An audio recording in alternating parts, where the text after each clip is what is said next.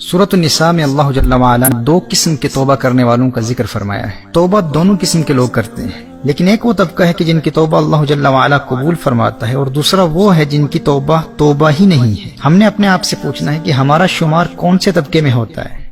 اللہ جل وعلا نے ارشاد فرمایا انما التوبۃ علی اللہ للذین یعملون السوء بجہالۃ ثم یتوبون من قریب فاولئک یتوب اللہ علیہم وکان اللہ علیما حکیما۔ وہ توبہ جس کا قبول کرنا اللہ جل وعلا نے اپنے فضل سے لازم کر لیا ہے، وہ صرف انہی کی ہے جو نادانی سے برائی کر بیٹھیں پھر تھوڑی دیر میں توبہ کر لیں۔ ایسوں پر اللہ اپنی رحمت سے رجوع کرتا ہے، اور اللہ علم و حکمت والا ہے۔ غور کیجئے گا، وہ لوگ جن کی توبہ اللہ جل وعلا قبول فرما لیتا ہے، یہ وہ ہیں جو نادانی کی وجہ سے جہالت کی وجہ سے گناہ کرتے ہیں۔ یعنی وہ نادان اس وقت شیطان کے فریب میں آ گئے، شیطان نے ایسا حملہ کیا اور گناہ کی لذت ایسی غالب آ گئی کہ اس لمحے وہ اس گناہ کے نتائج کو ہی بھول گئے۔ وہ کوئی گناہوں بھری زندگی گزارنے کا ارادہ نہیں رکھتے تھے۔ ایک پلاننگ کے تحت گناہوں بھری زندگی گزارنا یہ کوئی ان کا لائف سٹائل نہیں ہے۔ وہ نیک بننے کی کوشش کر رہے ہیں، وہ گناہوں سے بچ کر رہنے والے متقی لوگوں کا لائف سٹائل اپنانا چاہتے ہیں۔ بس اپنی نادانی کی وجہ سے شیطان کے جال میں ایسے پھنس جاتے ہیں کہ جب وہ حملہ کرتا ہے تو وہ خود پر قابو نہیں پا سکتے،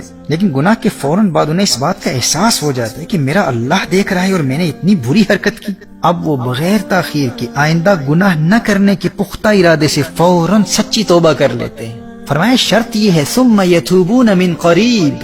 بغیر کسی تاخیر کے فوراً توبہ کر لیتے ہیں۔ ایسے لوگوں سے اگر بار بار بھی گناہ ہو جائے تو اللہ جل وعلا ان کی سچے دل سے کی گئی فوری توبہ کو قبول فرما لیتا ہے، اور کوئی اللہ جل وعلا کو دھوکہ نہیں دے سکتا۔ فرمایا وَكَانَ اللَّهُ عَلِيمًا حَكِيمًا، اللہ علم و حکمت والا ہے، وہ جانتا ہے کہ انہوں نے آئندہ گناہ نہ کرنے کا پختہ ارادہ کر لیا ہے۔ میرے بھائی اور بہنوں، یہ وہ طبقہ ہے جو گناہوں بھری زندگی کو اپنا لائف سٹائل نہیں بناتا۔ اگرچہ ان سے گناہ ہو جاتے ہیں، لیکن یہ گناہ اس وقت کی نادانی کی وجہ سے ہوتے ہیں۔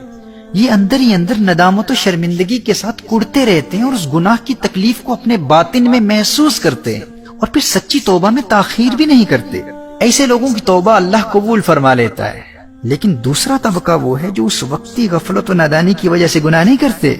بلکہ انہوں نے اپنے دل میں گناہوں بھری زندگی گزارنے کا فیصلہ کر لیا ہوتا ہے۔ یہ ان کا لائف سٹائل بن چکا ہے، اسی لیے گناہ کے ارتکاب کے فوراً بعد یہ لوگ توبہ نہیں کرتے۔ قرآن کریم میں فرمایا وَلَيْسَتِ التَّوْبَةُ لِلَّذِينَ يَعْمَلُونَ السَّيِّئَاتِ حَتَّى إِذَا حَضَرَ أَحَدَهُمُ الْمَوْتُ قَالَ إِنِّي تُبْتُ الْآنَ، اور وہ توبہ ان کی نہیں جو گناہوں میں لگے رہتے ہیں یہاں تک کہ جب ان میں سے کسی کو موت آئے تو کہے اب میں نے توبہ کی۔ محترم احبہ، یہ وہ طبقہ ہے جن کی توبہ قبول نہیں کی جاتی۔ غور کیجیے، اس آیا مبارکہ میں بجہالت نہیں فرمایا، یعنی نادانی، غفلت اور جہالت کی وجہ سے شیطان کے شکنجے میں پھنس گئے اور گناہ ہو گیا۔ نہیں، جن کی توبہ قبول نہیں ہوتی یہ وہ لوگ ہیں یعملون السیئات، جنہوں نے گناہوں کو ایک پلاننگ کے تحت اپنا لائف سٹائل بنا لیا ہے۔ انہوں نے اپنی زندگی کو پلان کر لیا کہ صاحب 10 سال میں نے گناہ کرنے ہیں، اس کے بعد توبہ کر لوں گا۔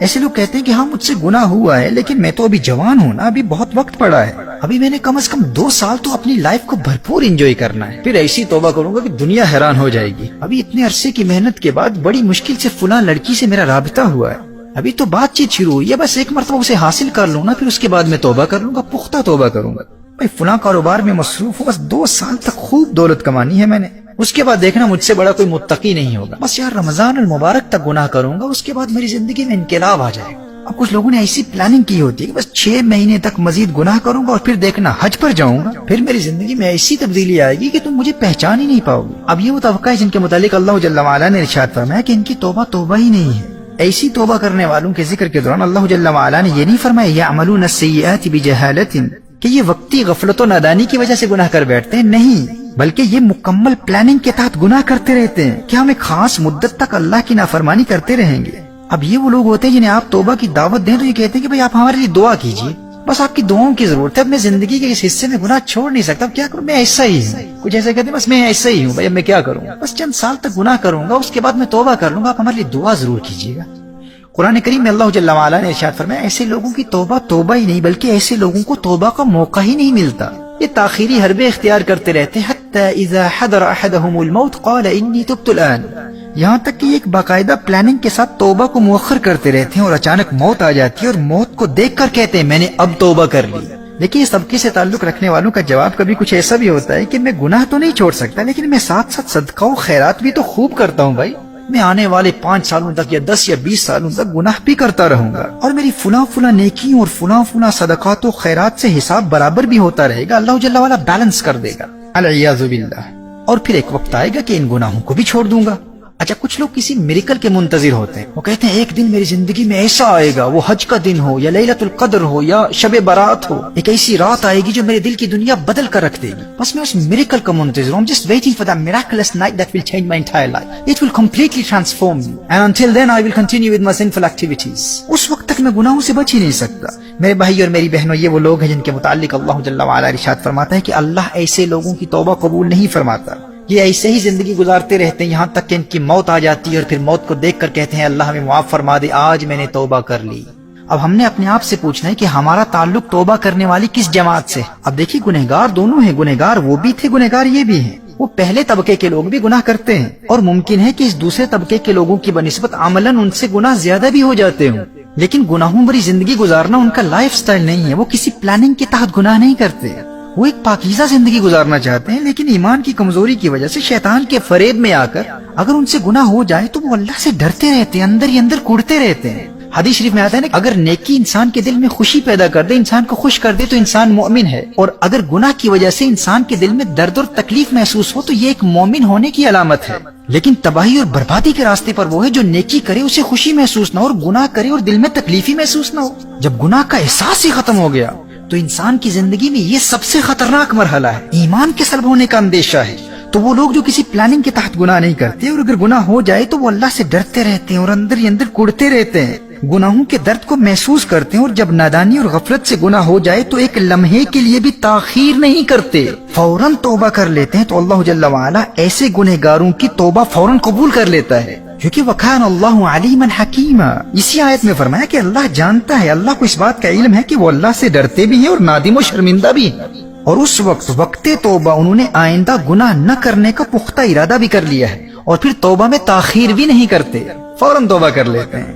اور دیکھیے، گناہ کے ارتکاب کے فوراً بعد توبہ کرنے والوں کا گناہ لکھا بھی نہیں جاتا، بلکہ 6 گھنٹوں تک فرشتہ گناہ لکھتا ہی نہیں ہے، اور کچھ اہل علم کے نزدیک 3 گھنٹوں کی روایت بھی ہے۔ المعجم الکبیر میں امام طبرانی نقل فرماتے ہیں، حضرت ابو امامہ رضی اللہ تعالیٰ عنہ روایت فرماتے ہیں کہ نبی کریم صلی اللہ تعالیٰ علیہ وآلہ وسلم نے ارشاد فرمایا، جب انسان نیکی کرتا ہے تو دائیں طرف والا فرشتہ نیکی فوراً لکھ لیتا ہے، اور جب انسان گناہ کرتا ہے تو دائیں جانب والا فرشتہ بائیں جانب والے فرشتے سے کہتا ہے امکث 6 ساعات فإن استغفر لم يكتب عليه وإلا أثبت عليه سيئة۔ جب انسان گناہ کرتا ہے تو دائیں جانب والا فرشتہ بائیں جانب والے فرشتے سے کہتا ہے 6 گھنٹوں تک گناہ نہ لکھ۔ اب اگر 6 گھنٹوں کے اندر بندہ توبہ کر لیتا ہے تو اس کا وہ گناہ لکھا ہی نہیں جاتا،